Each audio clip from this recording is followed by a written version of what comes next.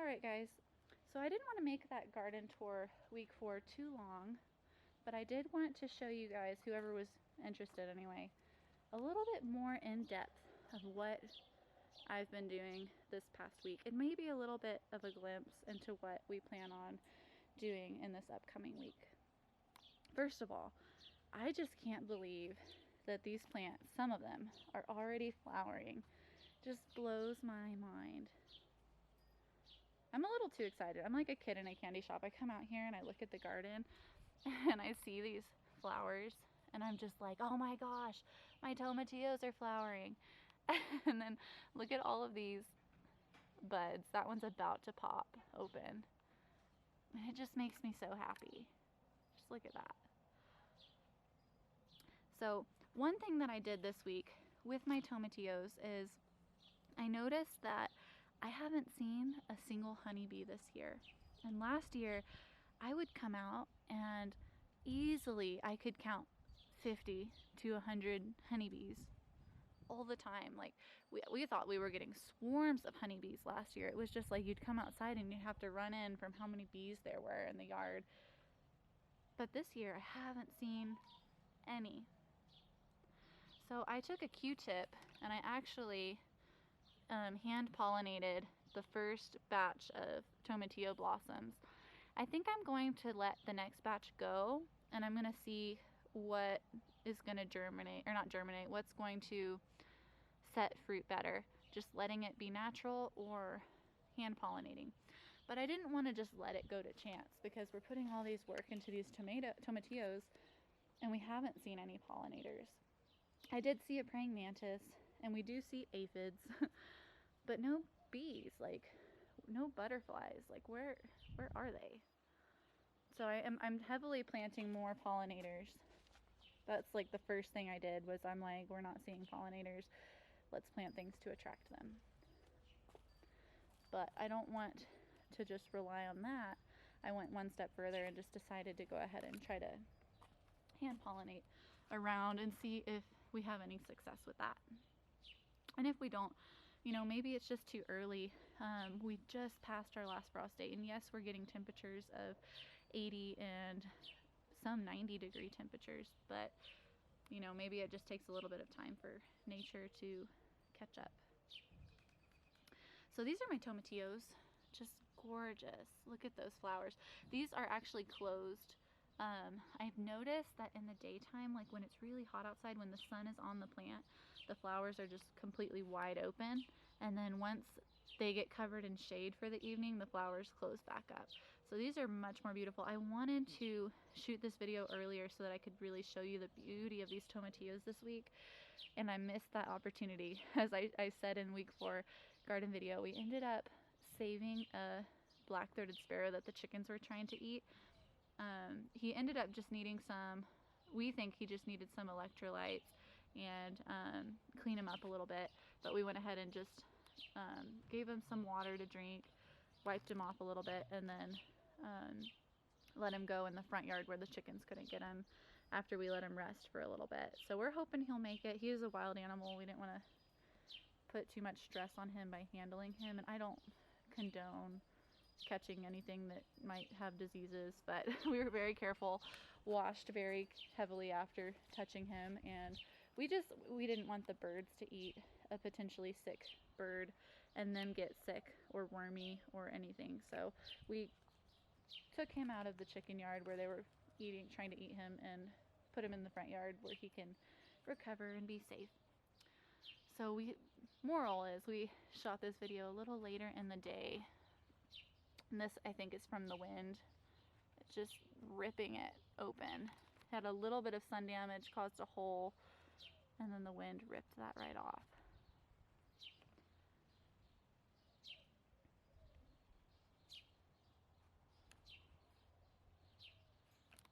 Something I wanted to talk to y'all about in the tour, but I didn't have time, was my bell peppers.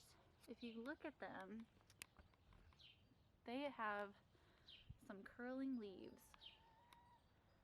and it started with this one. This one's always had some leaf curl, but the other 3 were actually, I think I said in week 1 they were the most beautiful plant in the garden. And they have just slowly, over the past 3 weeks, just become progressively curled. And so I went and did some research this week, and I read that there's some different causes that can cause leaf curl. And one of them could be like a parasite load, like say aphids eating on them, for example. Well, I came out here and I saw like one aphid on each plant, and I decided to lightly spray with some neem oil. So I'm like, okay, no aphids. I come back and I check every day. There's really not that much as far as bugs eating on these plants. But another cause could be overwatering. So, I mean, maybe I can see that.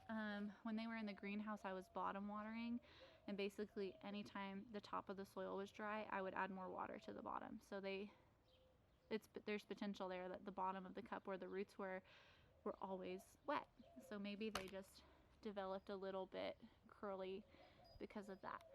But since I have moved these to the greenhouse, or out of the greenhouse to the garden, I'm only watering this garden bed once every 3 days.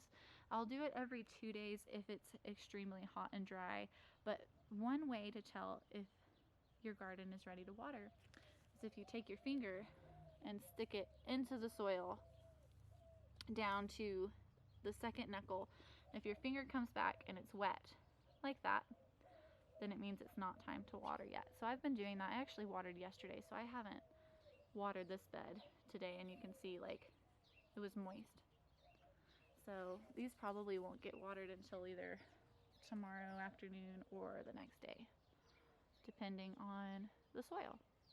So now I'm just gonna water peppers less, and we're gonna see if that makes the leaves heal, and if so, then that maybe means that they were overwatered.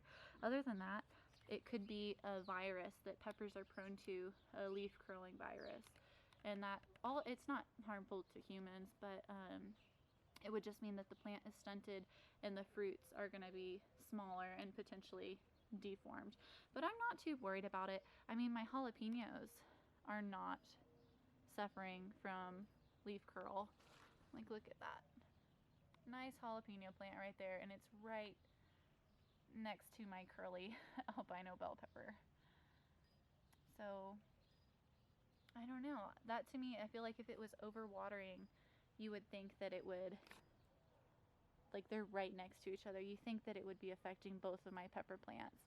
But maybe bell peppers are a little more sensitive than jalapenos. So we'll see. I'm going to keep watching them and keep doing research and see if I can find anything else that can tell me. Maybe it was just this batch of seeds. I don't know. But we're going to see. I'm excited. If I get any bell peppers this year, I'm going to be extremely happy, even if they're a little stunted or deformed. And this is one of those radishes that decided to germinate late. He's doing pretty good. He's not ready yet. And then I have more of those radishes all over. They're not weeds, they're little radishes. Like that one's just now deciding to grow. He probably popped up this week.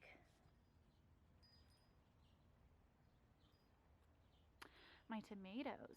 These are the tomatoes that I've been pruning.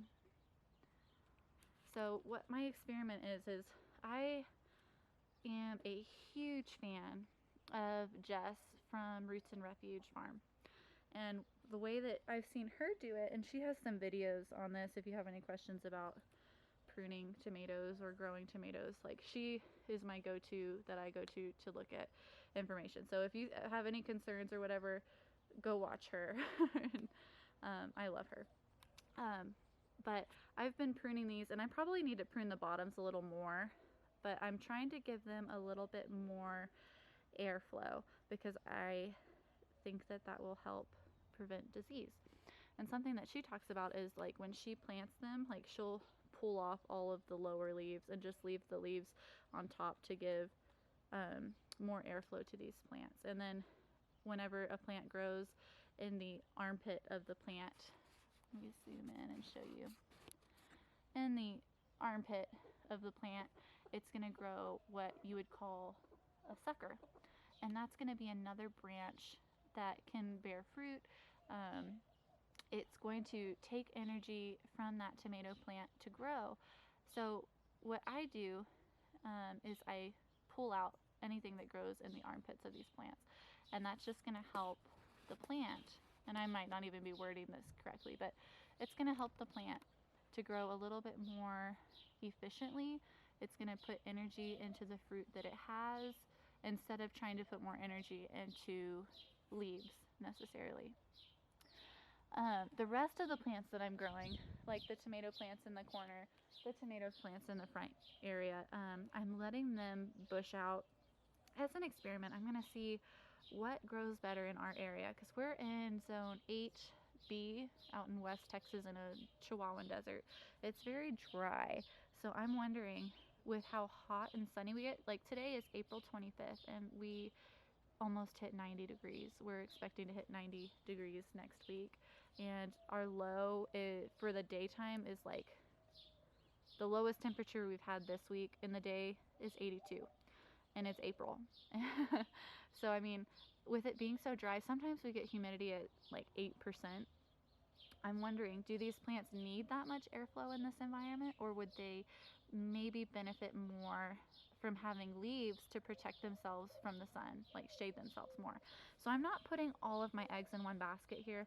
I am growing these pruned, and I'm growing those unpruned, and the ones in the front unpruned, and I'm going to see what does better in our environment in this garden. I mean, there's other factors. These are in a raised bed. Those are in the ground. The ones in the front are in 5-gallon buckets. So I mean, this isn't like a very scientific experiment, but we are going to see. I do notice, and I feel like you can easily see this here too, the two in the middle are a little shorter than the two on the edges. And I know this one gets shaded in the afternoon from the brick wall first, and this one gets shaded in the morning by this pecan tree first. So I'm wondering if these two in the middle getting the most sun are growing slower, either because they don't need to be as leggy, or are they getting too much sun? I mean, they don't look sun damaged. But these are just things that I think about. I think I overthink a lot of things, but it's good to notice and just be mindful and see what works. So I'm trying to stay very open-minded this season and learn. Like, I'm really using this as a classroom, as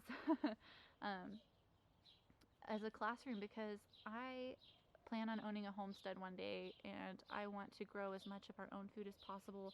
I want to be as self-sufficient as possible, and this is a scale of gardening that I can easily manage with a full-time job. And if I plan on doing something successfully, like gardening as a full-time job or homesteading as a full-time job, then I need to know what I'm doing. So this year we're learning, do acorn squash bush or do they climb? Butternut squash obviously climbs, so we're good there. Cantaloupe maybe needs to be started in the greenhouse several weeks earlier than everybody else. Like, just little things like this, I'm learning so much. Do you pull the first blossoms off of plants just to let the plant grow more? Or does that even make a huge difference in the long run? We have a few different plants we can try different things on. But just take a moment to really appreciate. Look at this. This is my first ever tomato flower. And that makes me so happy. Look at this. First ever tomato flower right there. And that might be my first ever homegrown tomato, if we're lucky. Just look at that. And so let me show you a little closer look at what I was talking about when I said I prune the armpits. This is the main stalk, and here is a branch that comes out, and a sucker, and they actually shoot out suckers pretty frequently from what I've seen already. A sucker will grow out of here, the armpit, at a 90-degree angle. And I'm going to get a little closer, and you can see that right there is where I pulled a sucker out. And I've had to do that on every single area coming out, even down here. And and even down here. And I've just completely pulled that off. And that is going to help the plant put more energy into its blossoms. Instead of putting that energy into growing a bunch of branches that will eventually grow more flowers, this plant can go ahead and give that energy to my first beautiful flower. And here's a second one. He's thinking about opening up.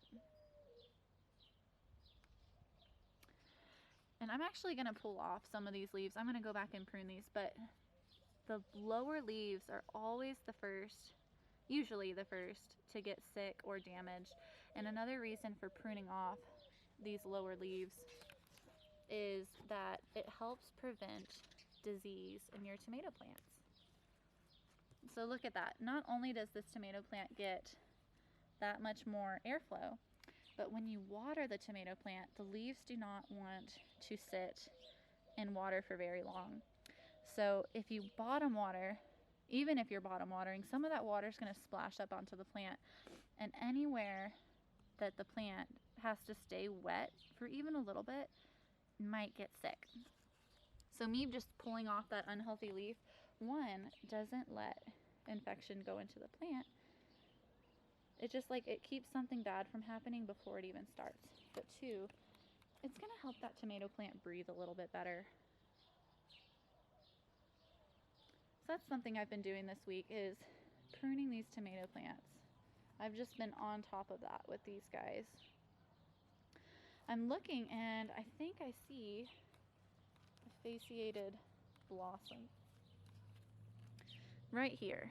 This blossom, I don't know, but it looks to me like it might be more than one flower forming in this flower, but I can't really tell. I'm gonna go ahead and leave it, but something cool about these blossoms is that it's like a multiple fruit tomato. And a lot of people, like Jess, for example, I keep saying from Roots and Refuge, I'm not sponsored by her, sponsoring her in any means. I just really think she has some great advice and would recommend her to anybody. I do recommend her to a lot of people. But fasciated blossoms, they provide these really, really huge tomatoes, but since they're like conjoined twins, they sometimes have areas that are folded on top of each self, potentially causing like growth of bacteria and nasty stuff that you don't really want to be eating. So a lot of times, even though they're really big tomatoes, you don't get a lot of meat off of them. But I'm thinking about growing the first couple that might come up just to see what they look like, and then pulling off any more that I see. I don't even know if that is one. I might be overthinking it, pull him off and then lose a tomato, so I'm not gonna do that. Just look at how pretty and round these are. If we go and look at the nasturtiums I have in the front, they're more sprawled out because they get a lot more shade during the day. And these two get intense full sun for most of the day.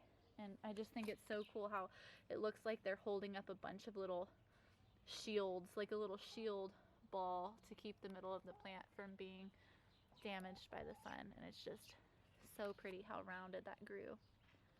Probably gonna pull off this leaf right here. Looks a little achy.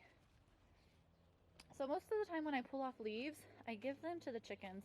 And as a new gardener, I had been giving the chickens what I was pruning off of tomatoes. And I come to find out yesterday that the leaves are toxic and you don't want to feed these to your chickens. So my chickens love these. Like, they had been eating on these too before I put chain chicken wire to block it. And even then, one of the chickens has still been sticking her head through here and eating on my tomato plants. So I'm not going to give these to them anymore. So be careful. But my chickens weren't getting sick from it, but I read online that tomato leaves can make your chickens sick if they eat a lot of them. So I guess that's a good reason to do your research. And I'm Yan, so oh well, they're fine. Nobody got hurt, but we live and we learn. Isn't that just a beautiful little garden? I know it's like small and like it's not like, I don't foresee it giving us a huge amount of produce that we're going to be able to stop going to the store. But this to me, it's like I feel like I'm learning so much gardening this year. I'm going to learn what works. Like, I know there's some people who have even said, like with corn, if you're only going to be able to grow like such a small amount of corn, why even grow it? You're not going to, I've heard that, like, where it's not going to be worth it to grow it. But that's okay. Like, I'm not planning to grow a year's worth of corn in this bed, but I am planning to learn how to grow corn. And this is a dwarf variety, so it's not going to need quite as much space as a large variety. And I also think that planting these a little closer together might help them with how windy we get out here.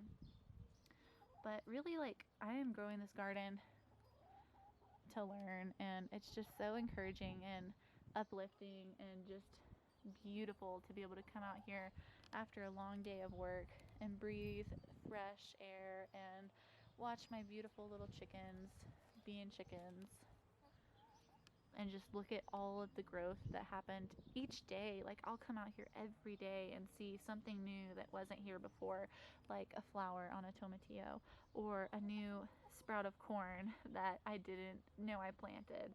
And it's just the coolest thing. And look at Odette poking her head through the fence thinking she can grab my parsley, and she got caught.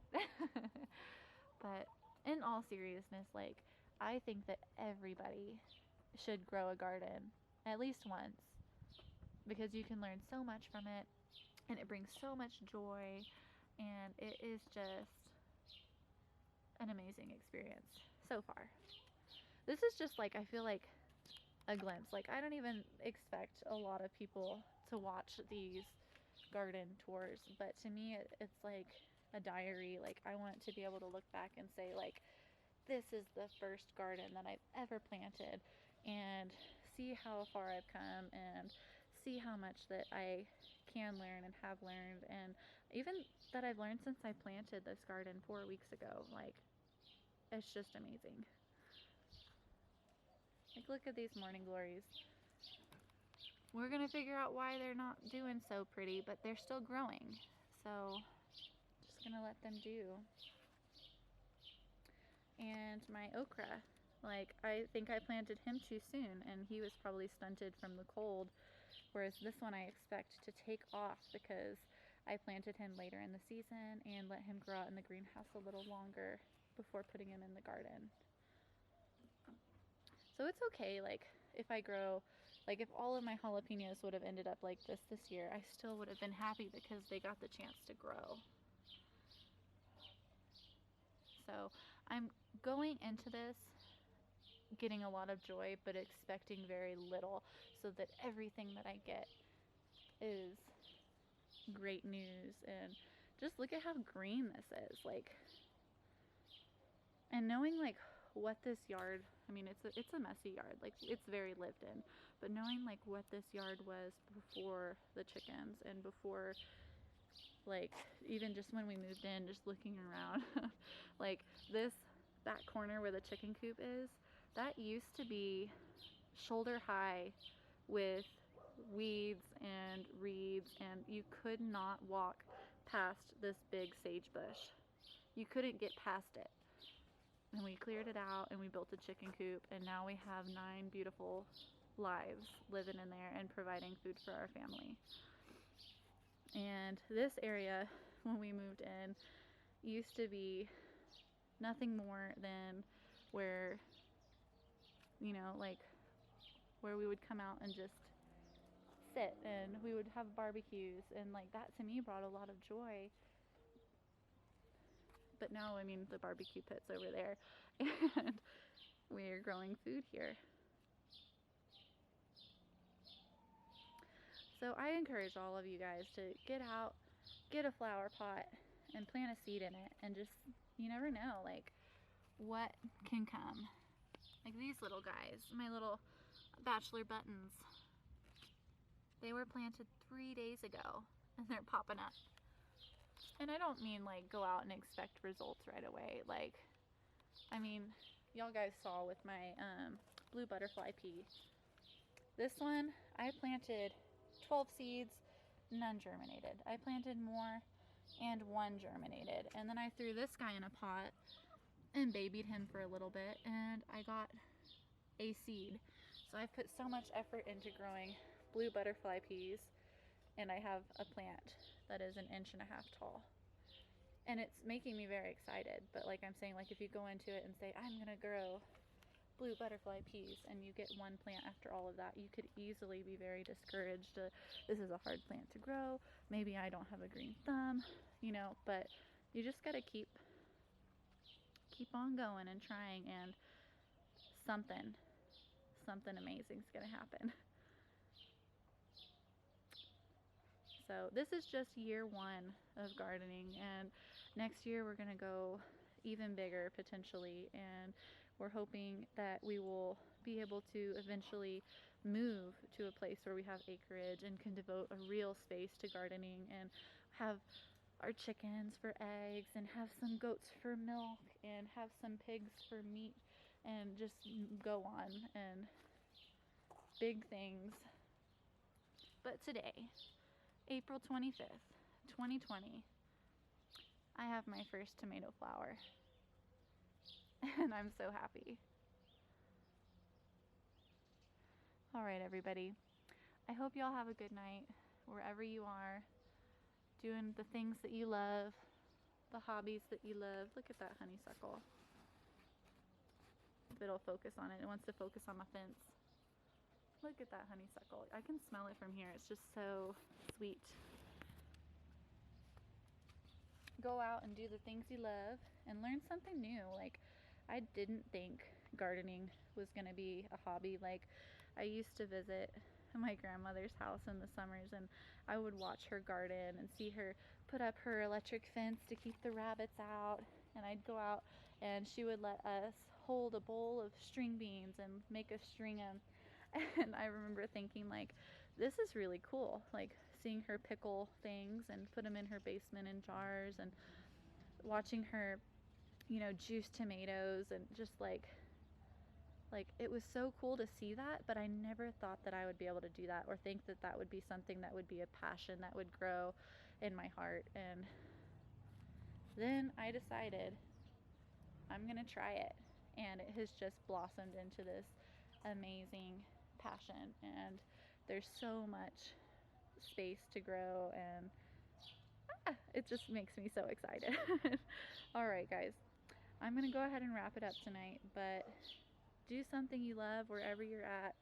Start small, you know, be prepared for a lot, but keep your expectations, I don't even want to say keep your expectations realistic. Like, I want you to expect growth and a lot, but like, be okay with the small things, the little things. Like, enjoy the process of learning and growing, and it's just amazing.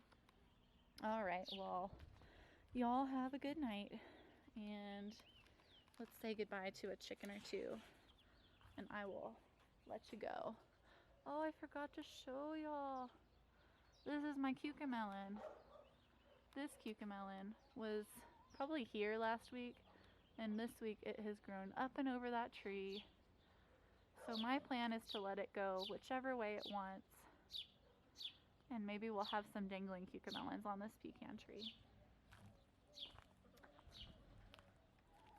Say goodnight, chickens. Say goodnight. All right, guys, y'all have a beautiful night, and we'll see you next week. Bye.